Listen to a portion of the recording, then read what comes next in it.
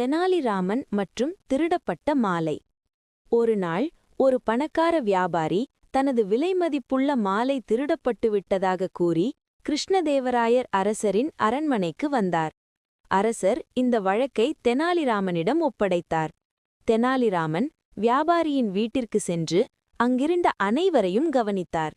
அப்போது ஒரு வேலைக்காரன் மிகவும் பதட்டமாக இருந்ததை அவர் கவனித்தார்.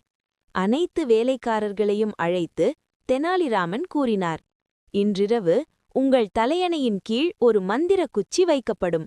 காலையில் அது திருடனின் தலையணையின் கீழ் நீளமாக வளரும். இதைக் கேட்ட திருடன் பயந்து இரவில் அந்த குச்சியை சிறிதாக வெட்டிவிட்டான். காலையில் தெனாலிராமன் குச்சிகளை பார்த்தார். ஒரு குச்சி மற்றவற்றை விட குறுகியதாக இருந்தது. உடனே திருடன் பிடிபட்டான். மாலை வியாபாரியிடம் மீண்டும் கொடுக்கப்பட்டது. அரசர் தெனாலிராமனின் அறிவுத்திறனை பாராட்டினார். பாடம்: பலத்தை விட புத்திசாலித்தனமே சிறந்தது.